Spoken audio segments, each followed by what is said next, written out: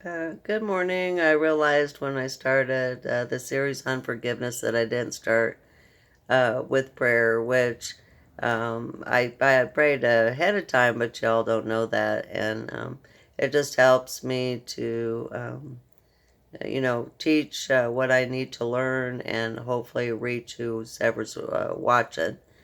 And so today I wanted to do, I steal prayers, and but the prayers don't. Some of my most effective prayers were the ones that I didn't even realize that I was praying. It would be a general call out, please help me. And the answer would come in a way that I would never think of, that was life transforming or moment transforming at each time. But it's good to have, for me, some go-tos when I don't seem to have the words or I'm struggling with what I think I need or want. And so the first one I'm going to steal is one of my mom's favorites from A Course in Miracles, and it's called the Helper's Prayer.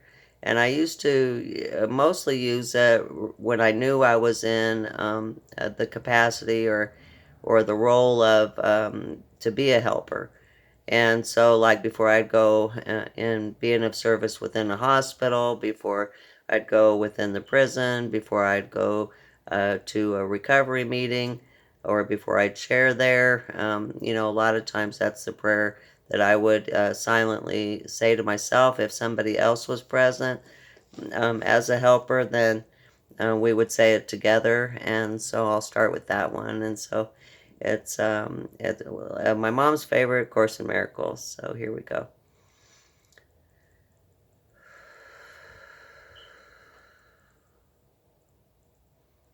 I am here only to be truly helpful.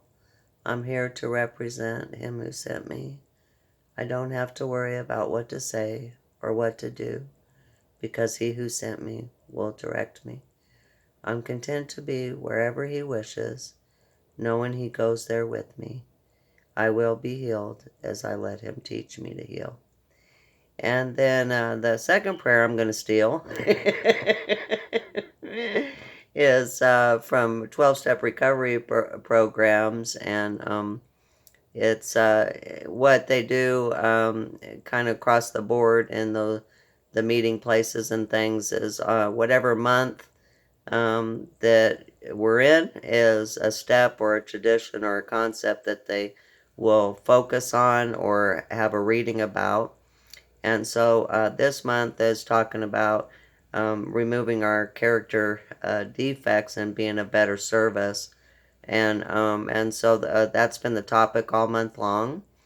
And one of the prayers that is said along those lines, has been helpful to me. And I think I know it by heart, but I'm seeing if I got it here. So let's see.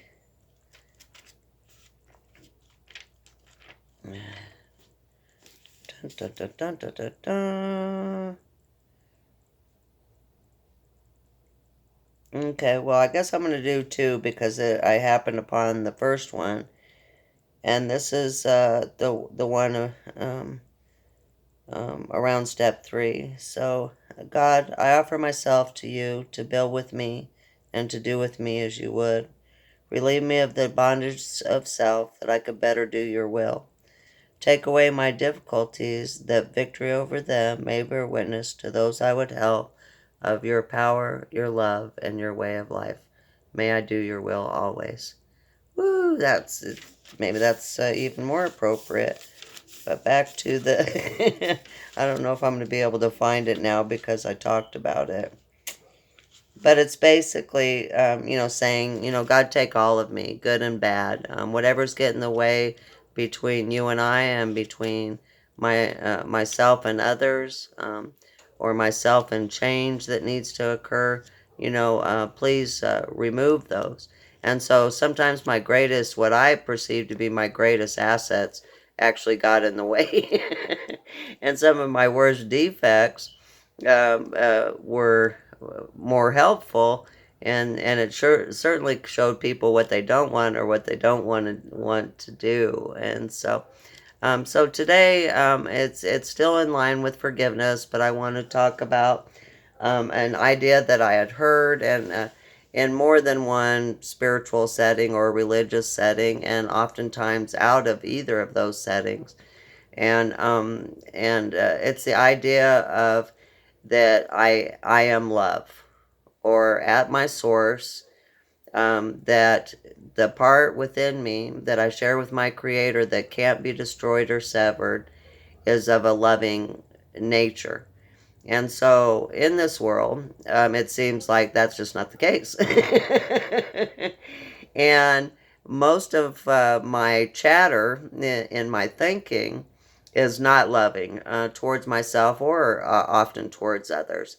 And it falls in the category, if it fell in a category, it would be judgmental. And so, by our perceptions, and this is all of us, if I have, okay, so right now in the room that I'm sitting in, the curtains to me don't match the bedspread. And the curtains are like a green aqua type color, and the yellow or gold and white bedspread. And so no matter what it is I perceive with my physical senses, I have a judgment of whether it's right or wrong. And so the idea that I'm wholly loving, WHOLLY, or wholly lovable, I had heard that through A Course in Miracles again, because that is one of my best fits, my best matches, and that I thought, really? I don't think so. So a real example of that in my life was I was in a religious fellowship, and they offered a woman's retreat. So I went to the woman's retreat, and we had kind of like a child activity in the sense of we were given a rock, and on this rock, I believe it was like a black Sharpie, we were to write the first word that popped into our head about what we thought about ourselves. And the word that popped into my head was disgusting. And I thought, wow, I didn't know I believed that about myself, especially because I had been on a journey to improve and be more a godly woman, and to forgive myself of any past trespasses and know that God had forgiven me. But I really, that was the first word. So I wrote it down on the rock. And then later that afternoon, we were to go out and not fellowship with each other, not meet with each other, have some quiet time with God, and say, God, what do you think about me? So the first word that came to mind was blessing. And my response was more like a curse. And I went, wow. And I said, okay, Kay, why are you even at this retreat? What are you trying to accomplish here? I said, God, I don't think I'm a blessing. I really don't. Could you show me? Could you help me to see what you mean by that? And so it'd be like a picture show where God reminded me of chance encounters, some with people that I had known for years or family members, and some would be like at a bus stop or at a grocery store. And when I would be in a place where I was being of service and I was connected with God and I was a worker for God, and I brightened their day. I was a blessing in that moment. Maybe they were going through something, or maybe they weren't. But either way, for that little space in time, that little instant in time, their day got a little bit better. Another story had come to mind is there was a friend, and I was that I was originally friends with, a man, and he remarried to a woman who I had more recently become friends with, and both of them were friends of the family. Well, they had both had children prior to their union, and one of the children felt really a low self-esteem to begin with, and felt that he just could not get in the graces of the new dad, and that he was only tolerated and barely tolerated. So he was in counseling about it, and he was getting in, he was acting out and getting in a lot of trouble.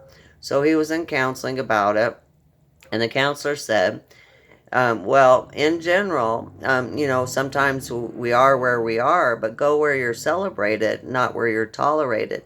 And if you're only being tolerated, then you need to celebrate yourself somehow. You need to set aside time in a day to celebrate who you are and what means something to you. And I don't know if it helped that young man, but it sure helped me. Now, granted, I'm rarely celebrated. I mean, people don't go, "Yay, Kay's here" or something like that, or but overall, and so I do have opportunities to celebrate me and to acknowledge what God believes about me and not what I believe about myself. So my challenge to anybody listening this week or in the future about forgiveness is in your thoughts, or you can write it down. Uh, the first word that comes to mind, what do you think about yourself? And if you have no relationship with God or don't even believe in God, still ask the question, just out in the air, out in the open. What is the truth about my nature, or who am I really? What am I really here to do? Those kind of things, and expect an answer, and you'll get one. And so that would be one of the things to try. And then the other thing is that when somebody comes to mind that really is disrupting your peace, or that is encompassing your thinking, and you either feel hurt or harmed by that individual, or you feel that you have hurt or harmed them, or you're angry with them, you know, um, to again ask, ask the universe, ask the question out there. This is what I believe about this person. This is the judgment I think about this person. And then ask, what is it that you see? What am I supposed to see? What am I supposed to learn here? And then go from there. And so, thank you for your time, and I look forward to more time together. And that's all I've got for today. Thank you.